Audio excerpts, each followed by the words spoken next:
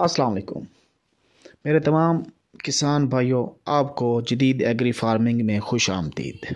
जैसे कि आपको मालूम है कि हमने बहारिया मकई के बीज के इंतखाब के बारे में वीडियो सीरीज़ शुरू की हुई है, ताकि हर वीडियो में हर बीज के बारे में आपको मालूमात दी जाए।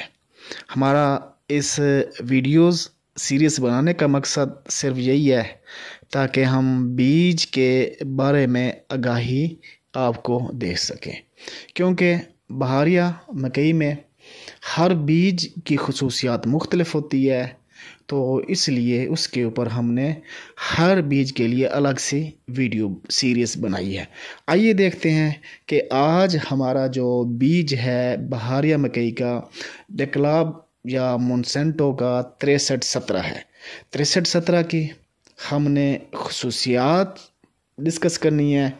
इसके अलावा इसके बिजाई का टाइम कौन सा है, इसके खेलों का साइज़ क्या बनाना है हमने, और इसके मनफी पहलू क्या हैं। मतलब इसके जो मनफी पहलू होते हैं इसके अंदर वो कौन से हैं। आइए इसके ऊपर हम अब डिस्कस करते हैं। सबसे पहले कि इसके बिजाई का टाइम कौन सा है। इसका बेहतरीन टाइम 20 जनवरी से 5 फरवरी तक है कि 5 फरवरी तक हम इसको काश्त कर सकते हैं, अगर इसकी हमने बहुत ज़्यादा एवरेज लेनी है। इसके अलावा हम 15 फरवरी तक भी काश्त कर सकते हैं, लेकिन इसका जो मुनासिब बेहतरीन टाइम है 5 फरवरी है। उसके बाद जैसे जितने दिन निकलते जाएंगे उसकी कुछ एवरेज पर कुछ फ़र्क ज़रूर पड़ेगा, क्योंकि 6317 मोनसेंटो का डेक्लाब का एक अच्छा हाइब्रिड बीज है।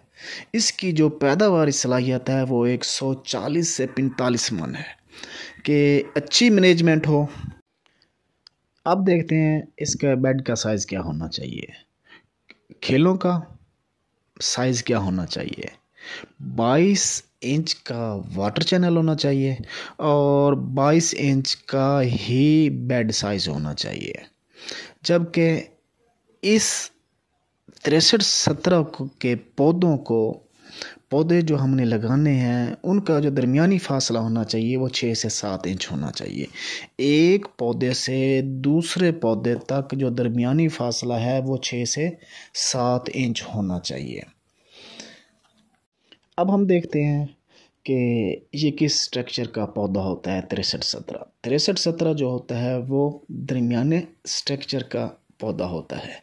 इसका कद दरमियाना होता है। इसके कद 8 से 9 फुट का होता है।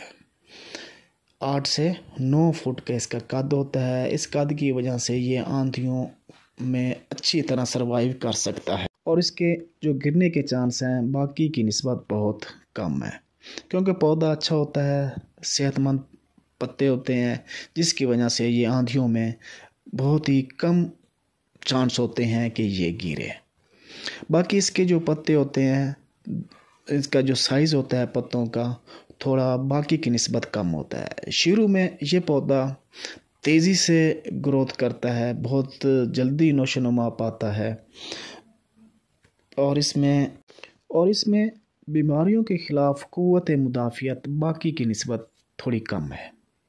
इस पर शुरू में इब्तदा में शूट फ्लाई का अटैक आता है और दूसरा फॉल आर्मी वार्म का हमला होता है। ये 6317 इन बीमारियों के ख़िलाफ़ कम क़ुव्वत मुदाफ़ियत रखता है, क्योंकि 6317 इन बीजों का बादशाह है, अच्छी पैदावार देता है।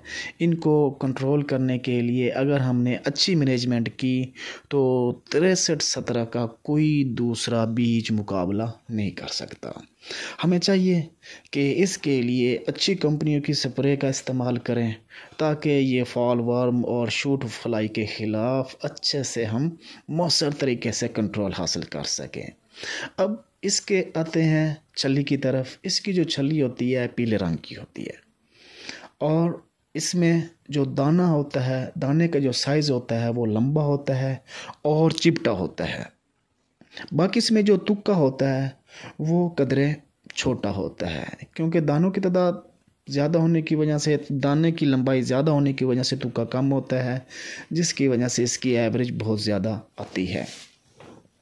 इसमें कुछ मनफी पहलू भी हैं।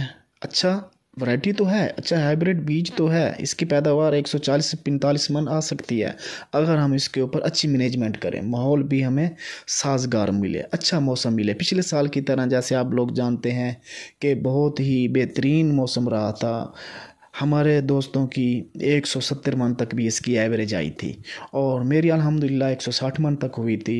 कुछ खेत जो फील्ड थे उसमें 150 मन भी हुई थी। बहुत अच्छी है क्योंकि पिछले साल तो मौसम बेहतरीन था, साजगार था, इस वजह से हर दूसरे बंदे की जो एवरेज है वो बेहतरीन आई थी।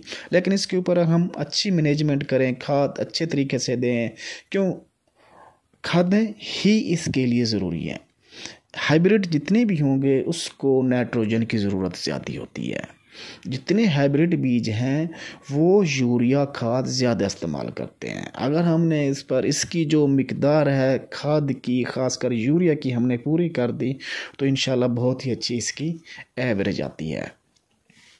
बाकी जो आपको मनफी पहलू बता रहा था कि जब इसकी छल्ली पकती है, तैयार होती है, तो इसका दाना छल्ली से गिरने लग जाता है जब हम तुड़वाई करते हैं। तो तुड़वाई करने के लिए बेहतरीन तरीका तो यही है कि हम कांबे में अपनी लेबर से कहें कि कांबा लगाएं, कांबे में जो छल्ली तोड़नी है उसमें डालते जाएं और डायरेक्ट थैले में वो डाल दें, जिसकी वजह से इसके जो दाने हैं वो नीचे नहीं गिरेंगे। ये बेहतरीन तरीका है। और फिर थैलों को किसी अच्छी जगह पर शिफ्ट कर दें जहाँ पर कच्ची जगह ना हो। अब इसकी जो असल उम्र है वो 120 दिन होती है। ये 120 दिन में तैयार हो जाता है। इससे पहले तुड़वाई करेंगे तो कुछ नुकसान होता है, लेकिन 120 दिन पर इसको लाजमी ले जाएं। 120 दिन ही इसकी असल तिबई उम्र है। अगर इसको हम 18 मॉइस्चर से नीचे तुड़वाएंगे तो साफ ज़रा ये दाने इसके छल्ली से नीचे गिरेंगे। तो लेबर से थोड़ा एहतियात करवानी है, उनसे कहना है कि इसको ख्याल से बेहतरीन तरीके से इसकी तुड़वाई करें और डायरेक्ट कांबे में रखें और इसके बाद रखते जाएं थैलों में। बाकी अच्छी किस्म की वैरायटी है। 63-21 की निस्बत इसकी जो एवरेज है वो बेहतर है। इसको आम किसान भी हैंडल कर सकता है, लेकिन 63-21 और इसमें बहुत फ़र्क है। वो थोड़ा सा पेचीदा किस्म का है, उसमें कुछ पेचीदगी हैं, पानी भी ज़्यादा इस्तेमाल करता है, ये उसकी निस्बत पानी कम इस्तेमाल करता है। बाकी हमें चाहिए कि मैनेजमेंट सही होनी चाहिए, बेहतरीन तरीके से हमें ज़मीन बनानी चाहिए।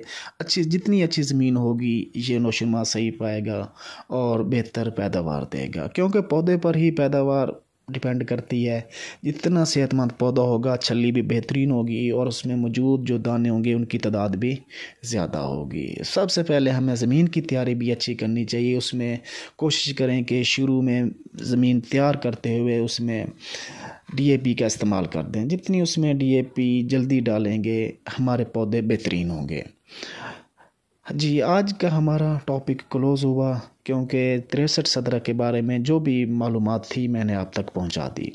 उम्मीद है आपको ये चैनल पसंद आया होगा और आप लोगों से गुजारिश है कि इस चैनल को ज़रूर सब्सक्राइब करें ताकि जब भी नई वीडियो आए आपके स्क्रीन पर शो हो।